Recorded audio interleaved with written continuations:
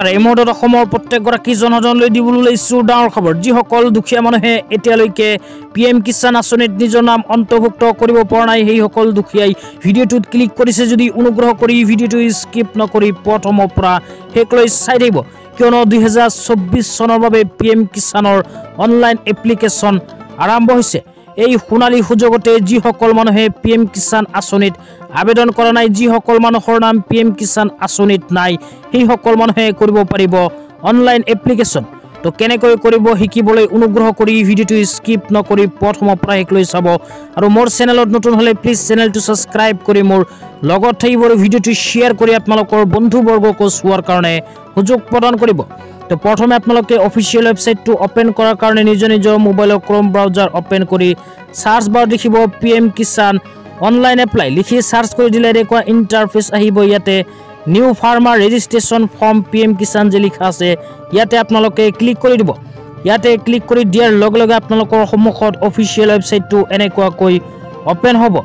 Open হোৱাৰ পিছত ইয়াতে দুটা অপশ্যন পাব, ৰুৰেল ফাৰ্মাৰ ৰেজিষ্ট্ৰেশ্যন আৰু আৰবান ফাৰ্মাৰ ৰেজিষ্ট্ৰেশ্যন।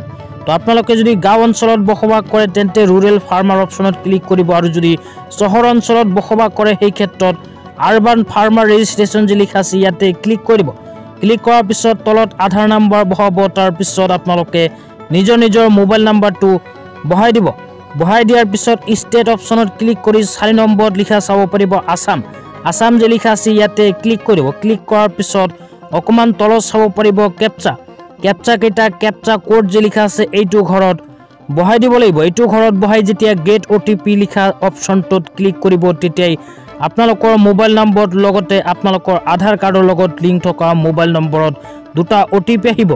OTPটো অহাৰ পিছত OTP বহাই সাবমিট অপশ্যনত ক্লিক কৰি দিলে আপোনালোকৰ সন্মুখত এনেকুৱা ইণ্টাৰফেচ আহিব। অহাৰ পিছত ইয়াতে প্ৰথমে ষ্টেটটো অট'মেটিক সিলেক্ট থাকিব, তাৰপিছত লিখা চাব পাৰিব ডিষ্ট্ৰিক্ট অপশ্যনত ক্লিক কৰি আপোনালোকে ইয়াৰ পৰা নিজৰ ডিষ্ট্ৰিক্টৰ নামটো সিলেক্ট কৰি দিব। তো মই মোৰ ডিষ্ট্ৰিক্টৰ নামৰ ওপৰত ক্লিক কৰি দিলোঁ। তাৰপিছত আপোনালোকে অকণমান ৰাইট চাইডে লিখা চাব পাৰিব সাব ডিষ্ট্ৰিক্ট যে লিখা আছে ইয়াতে ক্লিক কৰি আপোনালোকে নিজৰ সাব ডিষ্ট্ৰিক্টৰ নামটো বিচাৰি উলিয়াই নিজৰ সাব ডিষ্ট্ৰিক্টৰ ওপৰত ক্লিক কৰি দিব। তাৰপিছত লিখা চাব পাৰিব ব্লক যে লিখা আছে ব্লক অপশ্যনত ক্লিক কৰি আপোনালোকে নিজৰ ব্লকৰ নামৰ ওপৰত ক্লিক কৰি দিব। তো ব্লকৰ নামৰ ওপৰত ক্লিক কৰাৰ পিছত অকণমান ৰাইট চাইডে লিখা চাব পাৰিব ভিলেজ যে লিখা আছে ভিলেজ অপশ্যনত ক্লিক কৰি ইয়াতে আপোনালোকে নিজৰ গাঁৱৰ নামখন বিচাৰি উলিয়াই নিজৰ গাঁৱৰ নামৰ ওপৰত ক্লিক কৰি দিব। ক্লিক কৰাৰ পিছত আপোনালোকে অকণমান তলত আপোনালোকৰ নিজৰ নামটো লিখা চাব পাৰিব, তাৰপিছত জেণ্ডাৰ লিখা চাব পাৰিব, তাৰপিছত কেটেগৰী যে লিখা আছে ৰাইট চাইডে ইয়াতে ক্লিক কৰি আপোনালোকে যোনটো কাষ্টত পৰে কাষ্টটো ইয়াতে সিলেক্ট কৰিব। জেনেৰেল ST SC যিকোনো এটা কাষ্টত সিলেক্ট কৰি দিব। তাৰপিছত ফাৰ্মাৰ টাইপ লিখা চাব পাৰিব লেফ্ট চাইডে ইয়াতে ক্লিক কৰি আপোনালোকে দুটা অপশ্যন পাব, স্মল আৰু আদাৰ্ছ। তো ইয়াৰ মাজৰ পৰা আপোনালোকে যিকোনো এটা অপশ্যনত ক্লিক কৰি দিব। আপোনালোকৰ যদি 1 পৰা 2 হেক্টৰ মাটি আছে তেন্তে স্মল যে লিখা আছে স্মল অপশ্যনত ক্লিক কৰি দিব।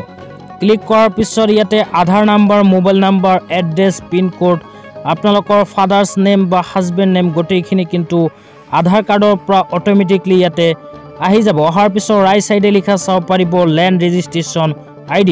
তো আপোনালোকৰ যদি মাটিৰ ৰেজিষ্ট্ৰেশ্যন ID আছে সেই ক্ষেত্ৰত ইয়াতে বহাই দিব, অন্যথা নালাগে। তাৰপিছত লেফ্ট চাইডত লিখা চাব পাৰিব ৰেচন কাৰ্ড নং। তো ইয়াতে আপোনালোকে নিজৰ ৰেচন কাৰ্ডৰ নাম্বাৰটো বহাই দিব। বহাই দিয়াৰ পিছত আপোনালোকে একেবাৰে ৰাইট চাইডৰ অপশ্যনত ক্লিক কৰি দিলে PMKMY এটা স্কিম পাব। এইটো স্কিম যদি আপোনালোকে আবেদন কৰিব বিচাৰে সেই ক্ষেত্ৰত ইয়েছ অপশ্যনত ক্লিক কৰিব, অন্যথা নো অপশ্যনত ক্লিক কৰি অকণমান তলত আহিলে ইয়াতে দিব লাগিব আপোনালোকৰ মাটিৰ তথ্য। তো ইয়াতে এড লিখা এটা অপশ্যন পাব, এড যে লিখা আছে ইয়াতে ক্লিক কৰি দিব। ইয়াতে ক্লিক কৰি দিলে আপোনালোকৰ সন্মুখত এনেকুৱা ইণ্টাৰফেচ আহিব। ইয়াতে প্ৰথমে আপোনালোকে সাৰ্ভে বা খাতা নম্বৰ দিব, তাৰপিছত দাগ নম্বৰ দিব, তাৰপিছত আপোনালোকৰ মাটিৰ এৰিয়া কিমান এৰিয়াটো ইয়াতে লিখি দিব। লিখি দিয়াৰ পিছত লেফ্ট চাইডত লিখা চাব পাৰিব লেণ্ড ট্ৰান্সফাৰ ষ্টেটাছ। তো আপোনালোকৰ যিখিনি মাটি আছে সেই মাটিখিনি 2019 চনত আপোনালোকৰ নামত হৈছে নে 2019 চনৰ পিছত হৈছে, আফটাৰ আৰু বিফৰ যিকোনো এটা অপশ্যনত ক্লিক কৰি তাৰপিছত অপশ্যনত ক্লিক কৰি আপোনালোকে আপোনালোকৰ নামত যিখিনি মাটি আছে সেইখিনি মাটি ক'ৰ পৰা কেনেকৈ লাভ কৰিছে বা আপোনালোকে কিনিছে বা আপোনালোকে দেউতাকৰ মৃত্যুৰ পিছত আপোনালোকৰ নামত উঠাই দিছে ইয়াতে অপশ্যনটোত ক্লিক কৰি দিব। ক্লিক কৰাৰ লগে লগে আপোনালোকে ৰাইট সাইডে লিখা চাব পাৰিব ল্যান্ড ডেট ভেস্টিং। তো ল্যান্ড ডেট ভেস্টিং যে লিখা আছে আপোনালোকৰ মাটিৰ ভেস্টিং কিমান তাৰিখে হৈছে ইয়াতে লিখি দিব।